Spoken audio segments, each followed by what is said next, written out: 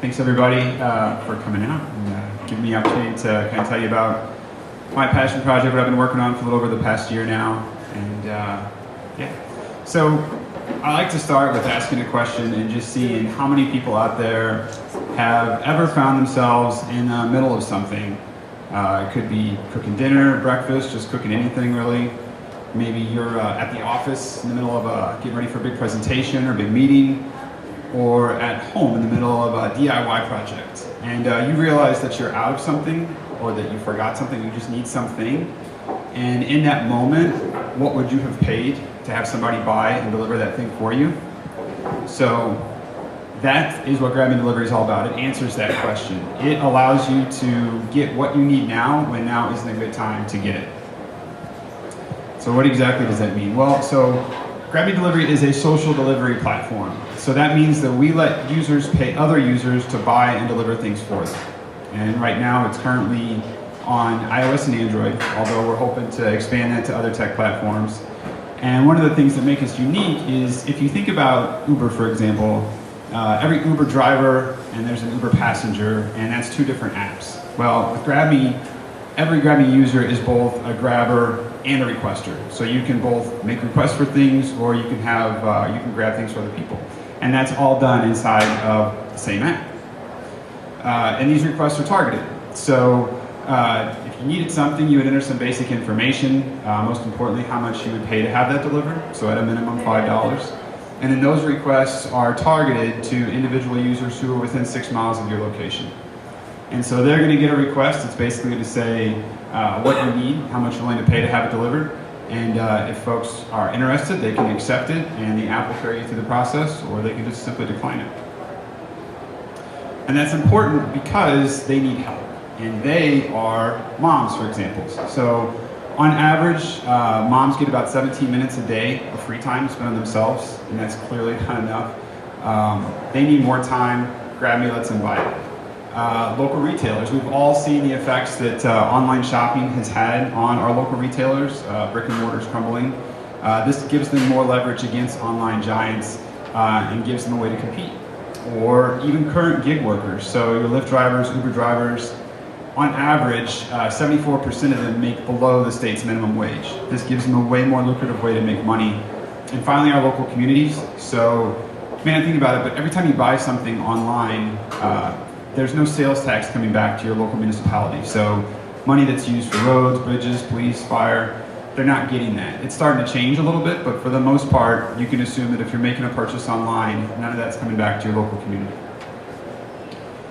And so when I talk about social delivery, one of the things that I think is important to mention is distribution centers. So when we say delivery right now, chances are we're gonna think of Amazon. We all use Amazon for a lot of our products.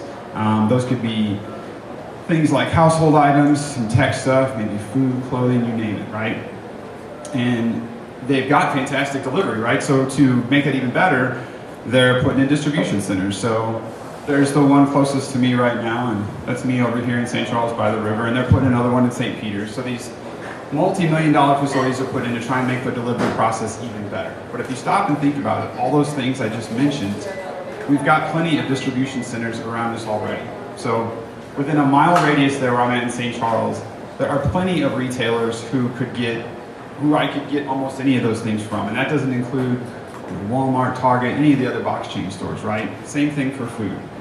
So social delivery turns traditional delivery on its head by using the power of people to get our delivery for us and letting us, pay them to do that for us. So here's how that would break down. So say I needed to pick up some bagels for the folks at the office. It was my turn, and those would cost about $10. GrabMe is going to charge a flat 15% fee, so we're going to charge $1.50, and then you decide how much you want to pay for delivery, which is at a minimum $5. So for $16.50, you didn't have to go out of your way to pick up the bagels. Maybe you can have another cup of coffee, spend some more time focused on you. You bought yourself more time. On the other hand, the grabber, who is already nearby, is going to make $15, and that's because they're going to get reimbursed the $10 for the bagels, and they're going to make $5 for delivery. And we've actually, we're starting to implement virtual credit cards now, so they won't even have to out-of-pocket that $10. But then, of course, I make $1.50, and a small percentage of that goes with a local charity we support called Operation Food Search.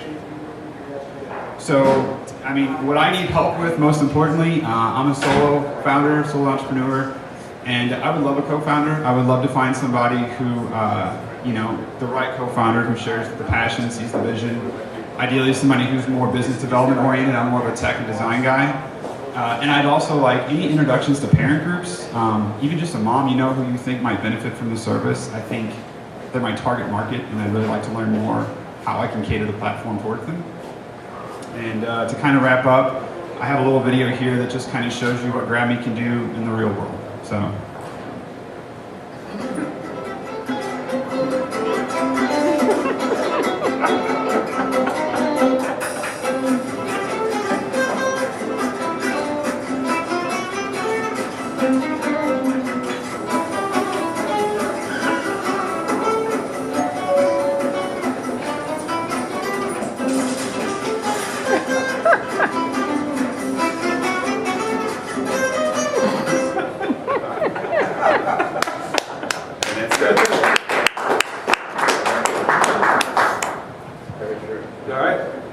So we're going to open up for questions, so just raise your hand. We don't have another mic, so you've got the only mic, so just yell at us if you've got a question, all right? Oh, we do have 2 mics. Okay, well, here you go.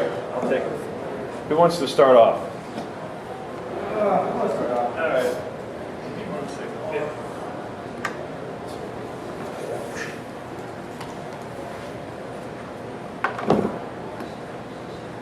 Right. Oh, there we go.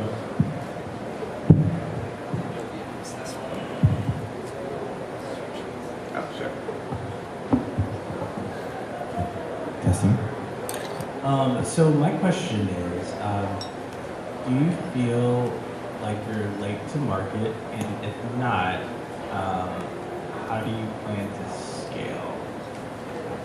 Yes, I do feel that I'm late to market. So I had the idea last year. I won a small startup competition out in St. Charles. And being me, I got the beta out there. I had a lot of feedback, big changes I had to make, made the changes. And so here I sit. And yeah, there are a lot of other players out there. Scaling is going to be difficult. I still see it as though I can still have a piece of the pie and hopefully make an impact. There are elements to the platform that I think are somewhat unique. I'd like to incorporate group sharing, make group a bigger part of the platform. And I think I'm working with a deli chain in St. Charles to possibly have some sort of a white label solution for small retailers and small restaurants. Follow-up question, how do you plan to scale? Oh, well, I guess I tried to use that. Maybe I didn't do a good job. I mean, my plan to scale is to try and get to 6,000 users over the next 6 months, realistically next year. I have a small budget for online advertising, which I've been trying to hold on to and not spend yet. So it's been a lot of just meet and greets, talking to people. Hyper-focus on St. Charles, so my plan is to prove out the theory, find market fit in St. Charles, and if it works there, then try to expand it to other cities, specifically targeting Benjamin University, SLU, WashU, et cetera. Well, one of the things I got here late, I apologize. You were showing your revenue model. Can you repeat that and bring that up again?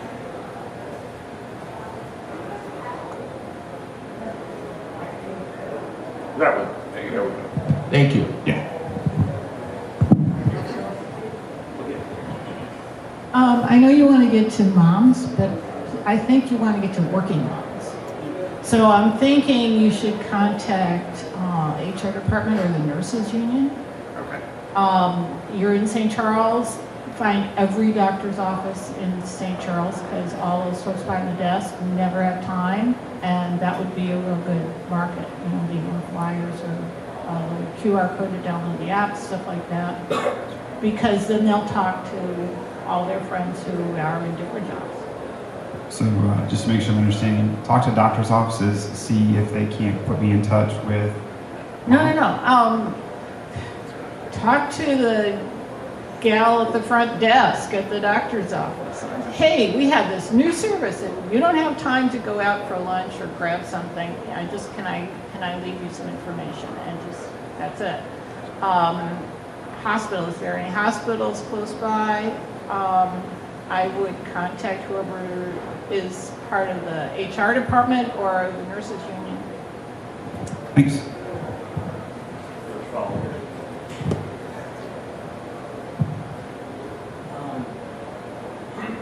Okay, so you already know that you are late to market. If you think that there is enough of a pie, have you determined how much that is? And then have you actually just been thought about just trying to get acquired, creating a plan for that? I mean, I see this all the time from the investor standpoint. Like, if you are late to market, figure out a way to, get out. I know it kind of sucks, basically. Yes. Figure out a way to exit. I think that can be done through like creating an API, something that can be integrated into another system. Yeah, I'm open to a lot of those suggestions. I certainly have numbers in a spreadsheet of where I would like to be in 2 years, and I would love to sell it in 2 years if possible. I don't think that as much as I would love to make a dent in the way things are done, there are players like Deliv and now Postmates and a lot of other ones are doing everything delivery. So yeah, my hope is to kind of try and get a foothold maybe here in the Midwest and make that attractive enough for somebody else to want to grab me up. So, no pun. You just answered my question. Oh, okay. I was going to say, do you have a strategic plan and sort of like not a numbers based, but like what is your long-term goal? Do you want this to be your career or business? Do you want to sell it? So you kind of just answered that. Okay. You'd love to sell it in 2 years. I would, yeah. I'm a creative person, so I would love to. It's just been a dream to try and grow a product and control the process. I'm going to take the next question. There actually was, and I'm going to have to dig into it, there was a company that presented about 3 months ago, if someone can remember that, very similar to what you're doing, and it might be an opportunity. Well, we can try to hook up with them to maybe a strategic partnership or something like that, because it was very difficult. I think the revenue model might have been a little different, but it was along the same lines, and so that'd be a good opportunity for you. So that's nothing you can answer. But Well, I reached out to him. A buddy of mine told me about him, and I emailed him, but I never heard anything back. So okay, we'll make it. You got connections. Thanks for the presentation. So, what's the current state of the product? it's live. Android, iOS. Yeah, you can download it now. What's the current active user count? 41, 42. Okay. It's been live for about 4 weeks. 4 weeks. Okay. Where did those users come from? 43. 43. Oh, thank you. 43. Maybe you just got one today. Where do you know where those active users came from? Just word of mouth. So almost every one of those, for the most part, I'd say 2/3 are individuals I talked to, and another third are people who heard about it from those folks and tried it. So, looking at this current model, how does this pricing structure compare to some of the competitors that you've done or that you've seen in the marketplace? So I'm not 100% on DIT-wise pricing model. Looking at the bigger competitors like Favor Delivery, Postmates, etc. I'm most similar to Favor, but it is similar. But it's the best way to answer it. As opposed to like an Uber Eats, a Postmates, or a DoorDash, there's no cost to the business. So this puts the entire burden on the requester. Okay. So if I'm going to assume that means for the end user it's a more expensive experience. Correct. Okay.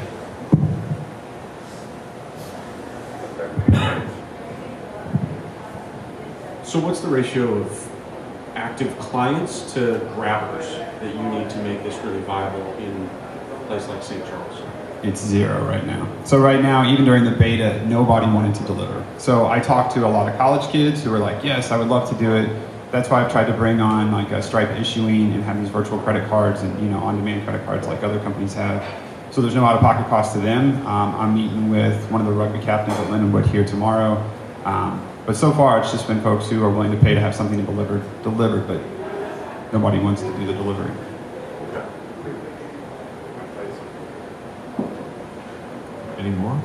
I guess we always end up with, so what can the community do for you? You kind of spoke, a little bit about that, but if you could just flesh out, beyond introductions, what are you looking for?